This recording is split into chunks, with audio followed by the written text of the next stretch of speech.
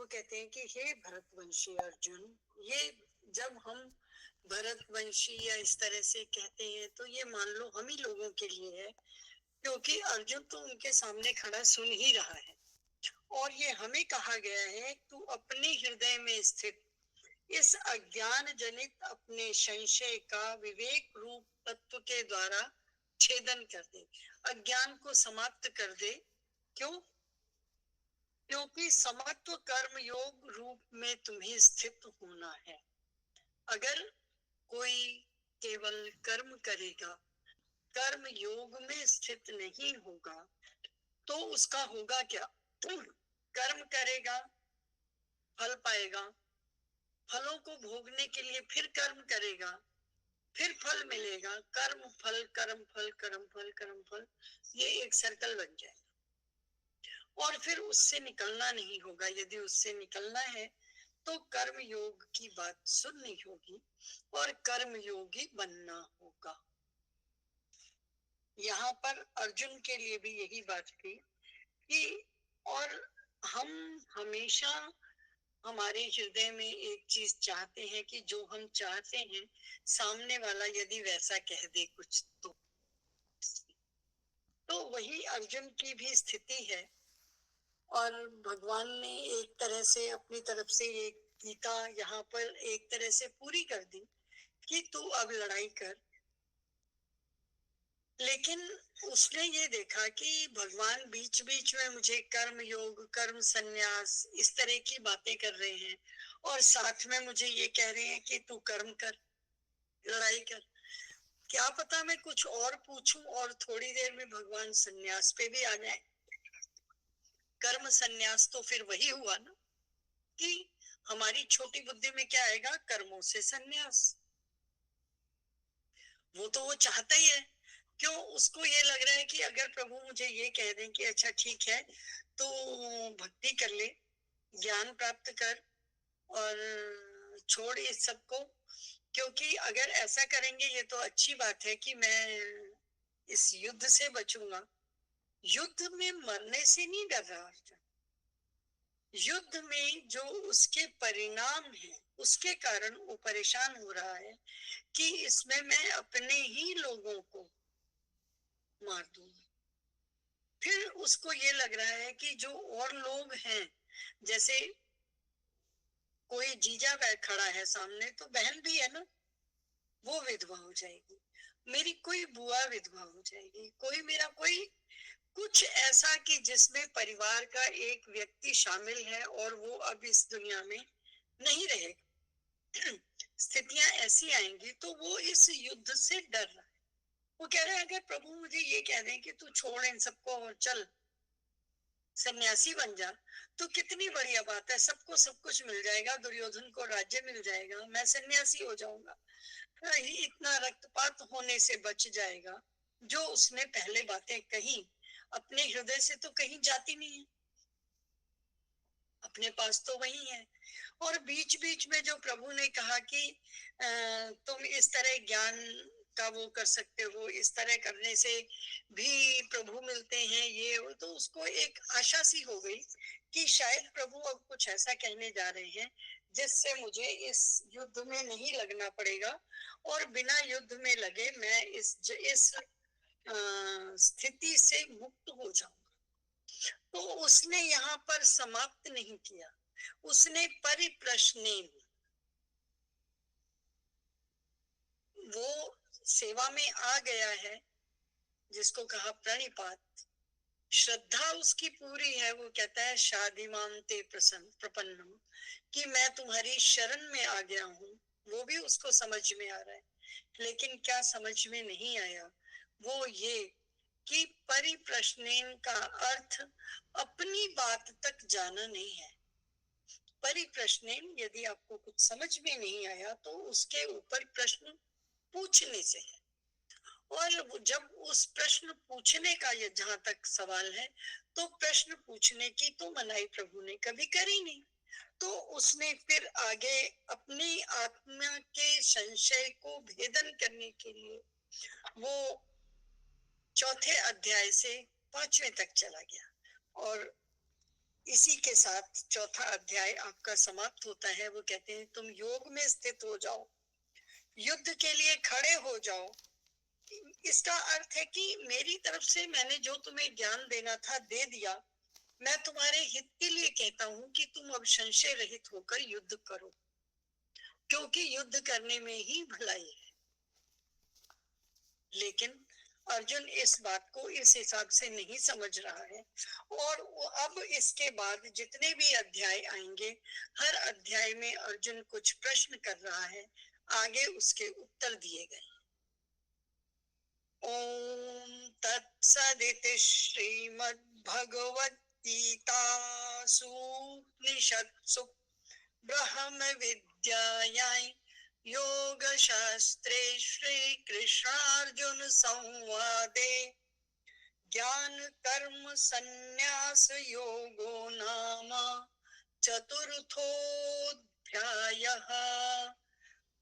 तो इसका अर्थ था ज्ञान और कर्म संन्यास योग नाम का ये जो अध्याय है ये पूरा हुआ। या इसमें ज्ञान और कर्म संन्यास की बात कही गई कि कर्मों से संन्यास लो। कर्मों से संन्यास का अर्थ कहीं भी कर्म को त्यागना नहीं है, बल्कि कर्तापन को त्यागना ही संन्यास है, ये कहा गया। लेकिन अभी अर्जुन की जो बुद्धि है वो प्रज्ञान तक नहीं गई है, और वो उसी ज्ञान में है। और वो फिर अपने 5वें अध्याय में वो फिर कह देता है, अर्जुन उवाच, अब अर्जुन पूछ रहा है, संन्यासं कर्मणां कृष्ण पुनर्योगं च संशसि एत्यच्छ्रेय एतयोरेकं तन्मे ब्रूहि सुनिश्चितम्। अब अर्जुन को अंदर ही अंदर ये लग रहा है कि ये कर्म बहुत अच्छा नहीं है, अर्थात युद्ध करना तो कभी भी ठीक नहीं। और मेरे को ये बार बार युद्ध की तरफ धकेल रहे हैं कि युद्ध करो, इससे मतलब मेरे अपने ही खानदान का नाश होने वाला है। वो उसकी अंदर से इच्छा नहीं हो रही है कि वो इतने बड़े विनाश के लिए खड़ा हो जाए, और प्रभु उसको उसके लिए खड़ा कर रहे हैं। देखा जाए तो ये जितनी गीता अभी तक हुई है, ये मुश्किल से 10-15 मिनट की गीता हुई है। 10-15 मिनट के अंदर दोनों के इतने संवाद हो गए हैं। पहले अध्याय में कुछ हुआ नहीं, जैसा कि मैंने कल बताया था।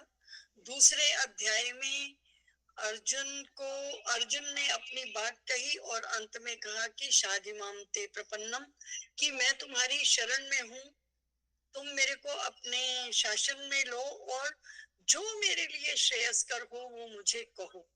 तो प्रणिपात वाली बात तो आ गई, श्रद्धा वाली भी बात आ गई। भक्त वो पहले से ही है, क्योंकि उसने खाली हाथों भगवान के पास सेना को छोड़ने के बाद खाली भगवान को उसने लिया है, और तभी भी भगवान ने ये कहा है कि मैं युद्ध में कोई शस्त्र नहीं उठाने का साथ मांगा है। तो श्रद्धा में तो कोई कमी है ही नहीं। अब वो परिप्रश्न के ऊपर आ गया है कि मैं प्रश्न करके अपने अंदर की संशयों को समाप्त करूंगा। तो वो ये कहता है, संन्यासम कर्मणाम कृष्ण। हे कृष्ण, कृष्ण का अर्थ होता है जिसमें आकर्षण है या खींचने वाला, जिनकी तरफ हर कोई खींचा चला जाता है। कृष्ण णा मतलब आनंद, बहुत आनंद की तरफ जब कोई खींचा चला जाता है तो वहां पर उनको ये संबोधन दिया गया कि कृष्ण। कहते हैं, हे कृष्ण,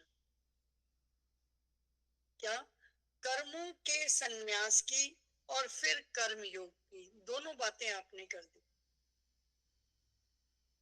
अब इन दोनों में से जो मेरे लिए ज्यादा अच्छी है वो बताओ। अब उसके मन में अभी भी यही है कि प्रभु किसी तरह मुझे ये कह दें कि चल तू सन्यासी हो जा। लेकिन कर्मों से सन्यास का अर्थ कर्म संन्यास नहीं है। कर्म से संन्यास का अर्थ है कर्तापन से संन्यास ले लेना, हर कर्म को अकर्म बना देना। ऐसे कर्म नहीं करना, ऐसे अकर्म भी नहीं करना जो कर्म बन जाए। जिसके लिए हमने कहा था कि बॉस आया और सारे ऑफिस में एक राउंड लगाया, उसका राउंड लगाना कोई कर्म नहीं है, उसने किसी से कुछ नहीं कहा, लेकिन उसका आना मात्र ही ऐसा कर्म हो गया कि उसमें सब लोग अटेंटिव अपने काम करने लग गए, तो उसका अकर्म भी कर्म बन गया। उस साधु ने कुछ नहीं किया, सिर्फ उसका एक छोटा सा ध्यान चला गया कि अच्छा अभी ये राम राम नहीं करा रही, अभी इसके पास इतने गाहक आ गए। कुछ का उसने कोई अपने मन में संशय नहीं किया, अपने किसी धर्म को बदला नहीं, किसी भी कर्तव्य से वो च्युत नहीं हुआ। लेकिन इतना करने के बाद भी उसकी जो छोटी सी वृत्ति चली गई तो उसका मोक्ष नहीं हुआ, तो उसका अकर्म भी कर्म बन गया। माता जी ने कुछ नहीं कहा, चुप रही, तो उनका अकर्म भी कर्म बन गया। तो हमें कर्मों को ऐसा करना है कि वो अकर्म बन जाए, ना कि अकर्म ऐसा करना है कि वो कर्म बन जाए। प्रभु ने जो अभी तक सिखाया कर्म योग के ऊपर, वो यही था कि आप कर्मों को इस हिसाब से करिए कि वो आपके अकर्म हो जाए, कि उसमें आपका कर्तापन ना आए। जब आप करो कर्तापन नहीं होगा तो फल भी आपका नहीं होगा, लेकिन अगर आपका कर्तापन है, चाहे आप कर्म कर रहे हो चाहे नहीं कर रहे। अब चुप रही माता जी, उनको पता था कि रोटी जो है वो बहू ने नहीं, बेटी ने नहीं बनाई, बहू ने बनाई है। बहू बेटी की प्रशंसा सुन के जो चुप रह गई, जो अकर्म किया न बोलने का, उससे वो ज्यादा बड़ा कर्म हो गया कि उनको उसका दोष। तो अपने अपने कर्मों को इस हिसाब से किया जाए कि आपके कर्तापन की समाप्ति हो जाए, आप कर्तृत्व में ना आए, क्योंकि हर कर्म का फल मिलना निश्चित है। संसार में कोई भी ऐसा कर्म नहीं है जिसका फल नहीं मिलेगा, फल अवश्य मिलेगा। बोले अगर फल मिलेगा तो फिर तो हम इसी में फंसे रहेंगे। कहा नहीं, यदि आप अपने कर्तापन को समाप्त कर दोगे ज्ञान के द्वारा, तो फिर आपको फल नहीं मिलेगा, फल नहीं मिलेगा तो मोक्ष हो जाएगा। तो प्रत्येक कर्म को ये करने की जब सलाह दी तो उन्होंने कहा हर कर्म को इस तरह करो कि वो हवन हो जाए। तो क्या अध्याय में यही सीखा ना कि हवन हो जाए। अच्छा ठीक है, हवन हो जाएगा। जब सारे कर्म आपके हवन हो गए तो हवन का फल तो अच्छा ही होगा। और उस हवन में भी आप कुछ नहीं कर रहे, ये भी ध्यान देना है कि आपने ब्रह्म यज्ञ किया, द्रव्य यज्ञ किया, ज्ञान यज्ञ किया, तप यज्ञ किया, 10 तरह की 12 तरह के यज्ञ बताए। उन 12 तरह के यज्ञों में से जिस तरह का यज्ञ आपने किया उससे कर्तृत्व की समाप्ति होनी चाहिए। अगर कर्तृत्व की समाप्ति होती है तो आपका उद्धार निश्चित है, तब आपका मिलन प्रभु से ही होगा, कर्म के फलों से मिलन नहीं होगा। वो कर्म आपके बंधन का कारण नहीं बनेंगे, और जब कर्म बंधन का कारण नहीं बनेंगे तो आपकी मुक्ति हो जाएगी। दो ही फल है ना कर्म के, या तो बंधन में आओगे या मुक्त हो जाओगे। कर्म से मुक्ति, जब कर्तृत्व से मुक्ति होगी, कर्म आपको करते रहना है, कर्म नहीं छोड़ना है। माते संगोस्तो कर्मम, कि आपकी कर्मों से कभी भी मुक्ति ना हो। आ जाए यहीं आ जाओ, कि आपकी कर्मों से कभी मुक्ति नहीं होनी चाहिए। हाँ, वो गाड़ी आती है ना, मैं तो रोज ही कहती हूँ कि इसका भी समय यही है, दाएं बाएं नहीं हो, अब चली गई। तो ये जो कर्मों से मुक्ति है, इसकी तरफ बढ़ने की आवश्यकता है। और जब इन कर्मों से मुक्ति मिल जाएगी, कर्मों अर्थात कर्तृत्वपन से, जिस कर्म में आपका कर्तापन नहीं होगा वो कर्म संन्यास है, ना कि कर्मों को न करना संन्यास है। कर्म को करना है, माते संगोस्त कर्मणि, अकर्म से तुम्हारा संग कभी ना हो, ये प्रभु कह चुके हैं।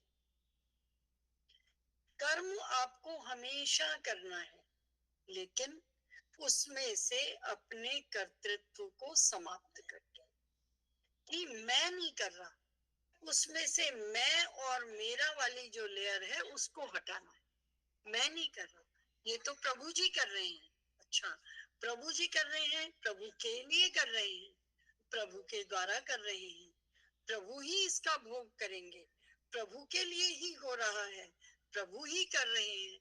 जब ये बुद्धि आ जाएगी, सर्वत्रम मयि पश्यति सर्वत्रम यो माम पश्यति सर्वत्र सर्वत्रं च मयि पश्यति, जो मुझे सब जगह देखता है और सब जगह को मुझ में देखता है। जब ये स्थिति आ जाएगी, इस स्थिति में आकर हम कर्म करेंगे तो हमारे कर्म हमें कर्म नहीं लगेंगे, अर्थात वो कर्म बंधन का कारण नहीं होंगे। और इसी स्थिति के लिए कर्म संन्यास योग कहा गया। वो कहते हैं कि फिर वो अर्जुन कह रहा है कि आप कर्मों के संन्यास की बात करते हो एक तरफ, दूसरी तरफ कर्म योग की प्रशंसा करते हो, तो इन दोनों में से जो एक ठीक हो वो मुझे बताओ, वो मैं कर लूंगा, मेरे को कुछ समझ नहीं आ। कंफ्यूज्ड। हम कंफ्यूज क्यों होते हैं? क्योंकि हमारा जो पात्र है वो खाली नहीं। अगर हमने गंगा जल को दूध वाले गिलास में डलवा लिया तो गंगा जल कैसा हो जाएगा? दूध जैसा सफेद हो जाएगा, वो गंगा जल नहीं रहेगा। तो अर्जुन के दिमाग में चल रहा है कि किसी तरह कुछ ऐसा हो जाए कि मुझे युद्ध न करना पड़े। घूम फिर के वो हर अध्याय के बाद वहीं आ जाता है कि आप तो ऐसा कह रहे हो, ऐसा कह रहे हो। तो फिर एक चीज बताओ ना, उसको पता है, ये थोड़ी कि उसको बुद्धू है और उसको समझ नहीं आया प्रभु क्या कह रहे हैं। वो सोच रहे हैं कि किसी तरह ये बात सन्यास की ओर चली जाए, ये बात कर्म योग की ओर ना आए। और वो कहता है कि इतने सारे लोग जब मरेंगे तो उसका भी फल होगा, वो भी मुझे भोगना पड़ेगा, और इतने सारे लोगों को मारकर मैं कौन सा सुखी हो जाऊंगा, वो सब भी मेरे साथ रहेगा।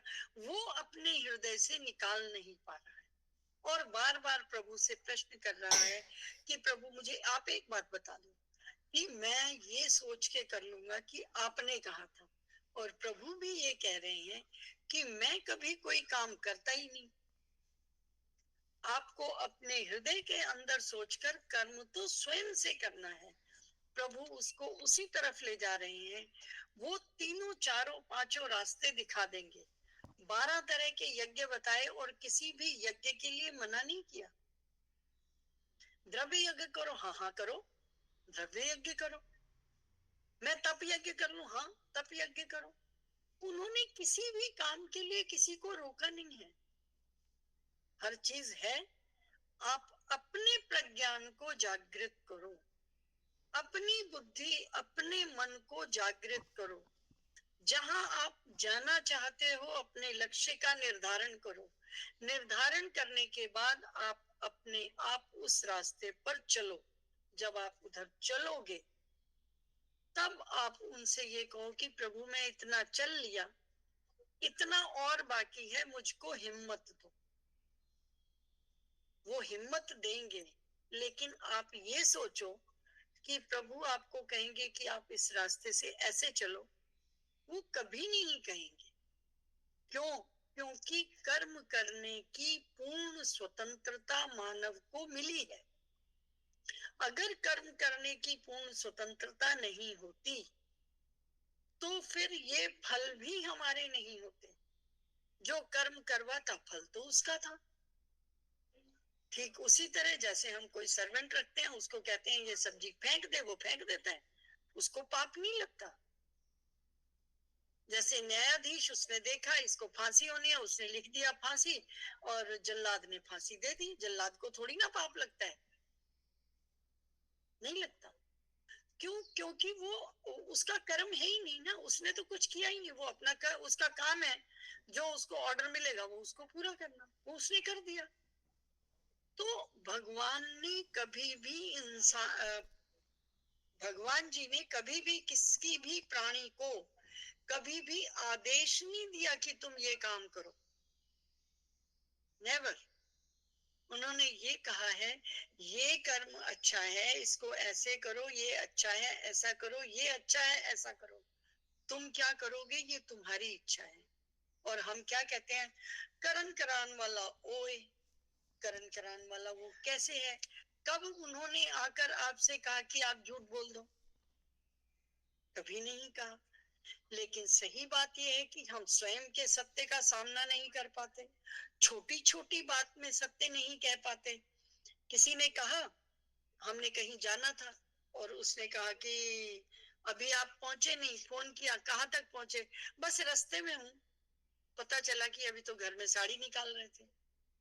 छोटे छोटे सत्य का हम सामना नहीं कर पाते हैं, फिर हम कहते हैं प्रभु ने यही कराया था। मैं कभी कभी सोचती हूँ कि हम इतने छोटे से सत्य क्या कर लेगा ज्यादा से ज्यादा। अगर मैं ये कह दूंगी कि अभी मुझे निकलने में 10 मिनट लगेंगे, 10 मिनट के बाद निकलती हूँ, तो क्या हो जाएगा? वो दो बात सुना ही तो देगी। लेकिन जो स्वयं से झूठ बोल के हमने अपने लिए दो नेगेटिव, दो विपरीत कर्म फलों को पैदा कर लिया, वो तो ना होते। हम क्या स्वयं के सत्य का सामना करते हैं? नहीं करते। वो बहुत छोटी छोटी चीजें बिना मतलब के।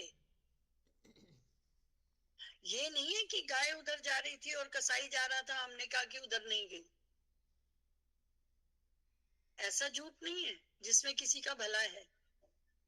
ये निरापद झूठ है जिससे किसी का कोई नफा नुकसान है ही नहीं, किसी को इससे हानि लाभ होने वाला नहीं है। लेकिन हम स्वयं के सत्य का सामना नहीं करते।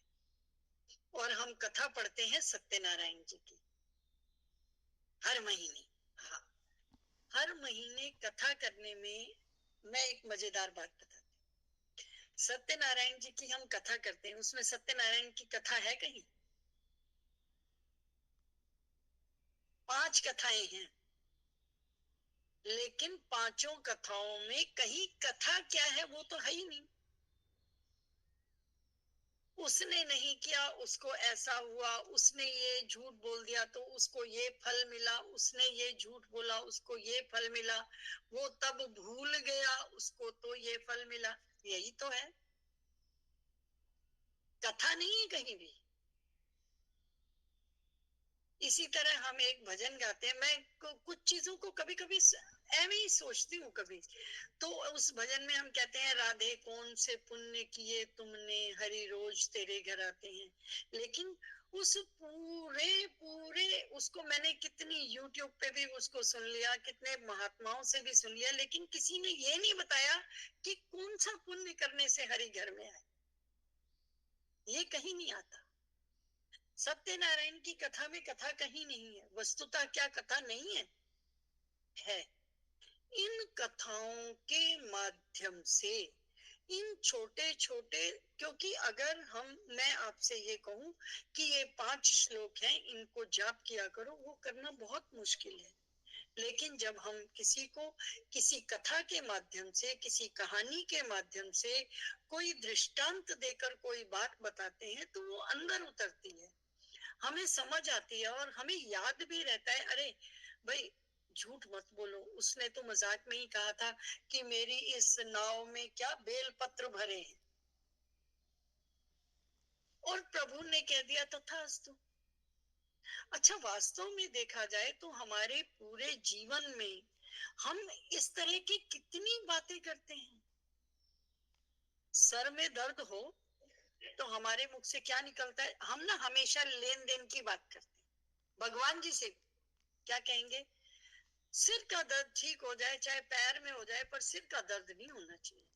अच्छा, थोड़ी देर में आपके सिर का दर्द ठीक हो गया, पैर में हो गया, ठीक है, तो आय हाय पैर का दर्द किन्ने मंगया सी, मैंने तो नहीं मांगा था, कहाँ से हो गया, अब लो अब पैर का दर्द हो गया, दर्द ही नहीं जाता मेरे तो। अरे बाबू, मांगा था ना, जब सर में हो रहा था तो क्या बोला था, ये सर ये ना हो चाहे ये हो जाए। अरे किसने कहा है चाहे ये हो जाए, माँ ऐसा कहना आवश्यक है, ये हमारा स्वभाव हो गया है। हमें इस चीज को रोकना है, हमें कुछ अपने ऊपर अपने बोल में रिस्ट्रिक्ट, कुछ स्वयं को प्रतिबंधित करना है। उस प्रतिबंधन में ये देखो कि सबसे पहले अपने सत्य का सामना करो। नंबर 2, अनावश्यक ना कहो। हम स्वयं से गिव एंड टेक करते हैं, लेन देन करते हैं। जैसे हम आपस में कहते हैं ये पैसे ले ले, इतने का ये सामान इतना दे दे, इतने पैसे नहीं है चल तू एक पाव कम दे दे। हम पैसे के अंदर लेन देन करते हैं। और उसी तरह से हम प्रभु से भी लेन देन ही करते हैं। हम प्रभु को कहते हैं मैं तुझे 1.25 का प्रसाद चढ़ाऊंगा, तू मेरा ये कर दे। किसने कहा है? तब भगवान जी ने आके कहा चढ़ाओगे तो मैं तुम्हारा काम नहीं करता, कहीं है नहीं। और यही वजह है कि एक स्टेज पे आके कुछ लोग ये कहना शुरू हो जाते हैं, यार हम पे कुछ है ही नहीं दान करने को, मुश्किल से ही घर चला पा रहे हैं, दान करने को नहीं, कैसे नहीं है। भूल जाते हैं कि 12 तरह के यज्ञ प्रभु ने बताए हैं। आप ज्ञान यज्ञ कर सकते हो, आप कर्म यज्ञ कर सकते हो, आप द्रव्य यज्ञ कर सकते हो, आप कुछ भी कर सकते हो।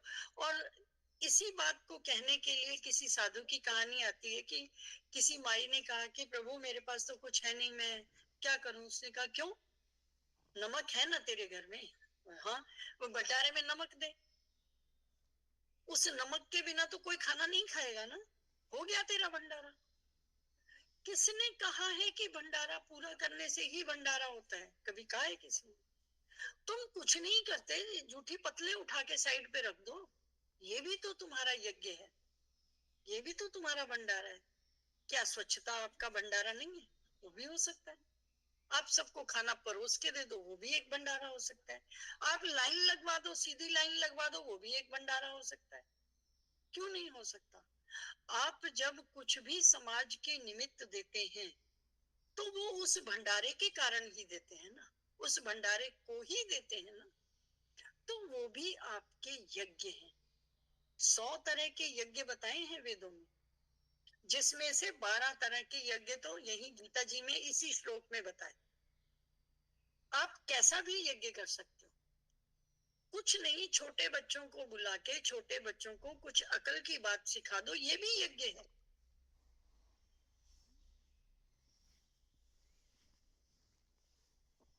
तो वो ये कहते हैं कि जो मेरे लिए ठीक है वो मेरे लिए मेरे को बताओ, क्योंकि उनके अपने अंदर ये युद्ध चल रहा है कि मैं युद्ध न करूं, इसलिए वो उस सच्चाई का सामना नहीं कर पा रहे कि मैं अपने से खाली हो जाऊं। वो अपने अंदर एक संशय लेकर चल रहे हैं, और उस संशय के कारण भगवान को बार बार कहना पड़ रहा है, तू संशय मत कर, तू संशय रहित हो जा, तू इतने अपने आप को इतना चलायमान मत कर, स्थिर हो जा और तू युद्ध कर। अभी 4 अध्याय के अंत में प्रभु ने क्लियर कट कहा ना कि संशय रहित होकर तू युद्ध कर। इसका मतलब क्या है? जब कोई किसी को कहता है नहीं नहीं तू बिल्कुल अपने दिल में कोई बात मत रख और कुछ मत सोच, तू ऐसा कर ले, इसका मतलब कहीं ना कहीं सुनाने वाले को ये पता चल रहा है कि सामने वाले के हृदय में कोई संशय है। तभी तो वो कह रहा है नहीं नहीं तू सोच मत, अब तू मत सोच, अब तू कर ले युद्ध। तो प्रभु भी उसको यही कह रहे हैं, तू संशय रहित होकर युद्ध कर। लेकिन अब अर्जुन अभी उसका संशय चूंकि खत्म नहीं हुआ और वो ये सोचता है कि प्रभु बीच बीच में सन्यास की बात कर रहे हैं, वो समझ नहीं रहा है इस बात को, बीच बीच में सन्यास की बात कर रहे हैं। तो वो ये कहता है कि कभी आप कर्मों के सन्यास की बात करते हो, कभी कर्म योग की प्रशंसा करते हो, तो तुम मुझे कोई एक बात बता दो जो मेरे लिए ठीक हो, तो मैं उसको कर लूंगा। वो ये भी नहीं कह रहा कि मैं आपकी बात को नहीं मानूंगा, उसको पता है ठीक यही है, और वो ऐसा भी नहीं कह पा रहा कि ये ठीक है और मैं इसको करना चाहता हूँ, क्योंकि वो मन से नहीं करना चाह रहा। तो वो अपने अपनी जगह तक जैसे हम लोग करते हैं, अपनी जगह जगह तक लाने के लिए, नहीं नहीं मैं चाहती ये हूँ, वो भी ना हो, वो भी ना हो, वो भी ना हो, लेकिन मेरा ये हो जाए। हमारा उत्तर और अर्जुन का उत्तर सेम है। हमारे उत्तर में और अर्जुन के उत्तर में कहीं संशय नहीं है। हम पहले अपना लक्ष्य निर्धारित करते हैं, फिर हम कहते हैं कि इससे ये 3 लोग प्रभावित हैं, ये 3 लोग मुझे ऐसा ना कहें, ऐसी कोई बात बता। लेकिन अर्जुन क्योंकि शिष्यत्व को प्राप्त कर चुका है, वो प्रणिपात कर चुका है, उसकी पूरी श्रद्धा है कृष्ण में, लेकिन उसके हृदय में संशय है। उस संशय को समाप्त करने के लिए वो बार बार प्रभु से प्रश्न कर रहा है कि किसी तरीके मैं इसमें से, मुझे युद्ध ना करना पड़े। तो भगवान कहते हैं संन्यास श्री कृष्ण गोविंद हरे मुरारी, हे नाथ नारायण वासुदेव, श्री कृष्ण गोविंद